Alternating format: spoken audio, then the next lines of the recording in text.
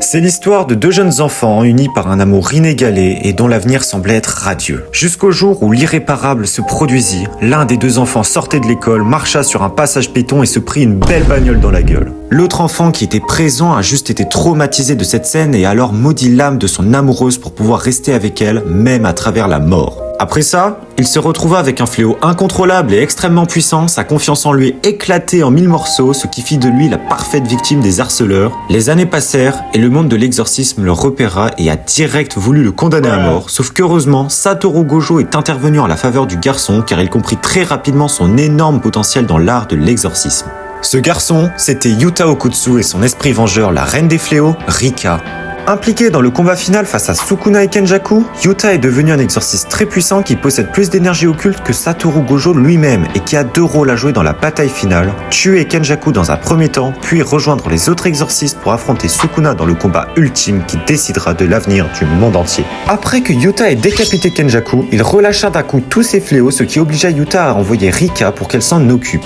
Yuta, de son côté, a continué de s'attaquer à Kenjaku qui a profité de ce petit moment de gagner pour ordonner à Kogane de donner à Megumi le pouvoir de fusionner la population japonaise avec Tengen, donc à Sukuna en gros, puis d'envoyer l'embryon de Tengen vers Sukuna qu'on a vu avaler dans le chapitre 248. Bon, Yuta le laisse pas continuer son bordel et le finit bien comme il faut par un coup de katana en plein dans le front, abrégeant ses dernières paroles où il exprimait sa joie d'avoir pu autant s'amuser une dernière fois avec Takaba.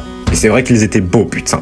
De retour dans le présent, Yuta remarque que Sukuna reprend petit à petit des forces de son combat contre Gojo et qu'il sera bientôt capable d'utiliser à nouveau son hôtel démoniaque, ce qu'il veut à tout prix éviter. Et en effet, Yuta s'en veut d'avoir été aussi lent à gérer Kenjaku, mais pas le temps de réfléchir qu'il fonce sur Sukuna qui attrape son sabre. Yuta le lâche, ce qui surprend Sukuna qui se fait frapper de plein fouet sur sa bouche ventrale. Yuta se rend compte que c'est pas avec une puissance de feu pareille qu'il arrivera à achever Sukuna à temps, prend la décision de passer à la vitesse supérieure et utilise enfin son extension du territoire.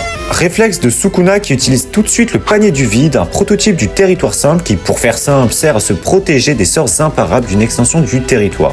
C'est pratique, mais c'est pas imparable. Sauf que Yuta, il l'enchaîne et frappe immédiatement Sukuna avec la technique de la fulmination céleste qu'il avait copiée sur Oro, la meuf là qui manipule l'espace contre qui il s'était battu pendant la traque mortelle. Si, vous savez. Le sabre que Yuta vient d'utiliser se désagrège, Sukuna se fait alors percevoir au milieu de la fumée et comprend le plan des exorcistes pour en finir une bonne fois pour toutes avec lui. En gros, pendant que Yuta attaquera sans arrêt Sukuna dans son territoire grâce à sa technique de la copie, notre personnage préféré Yuji se chargera de frapper Sukuna avec sa technique qui lui permet de frapper directement les âmes et donc d'extraire l'âme de Megumi du corps de Sukuna. Et s'il réussit ce coup-là, ça devrait être gagné quand même.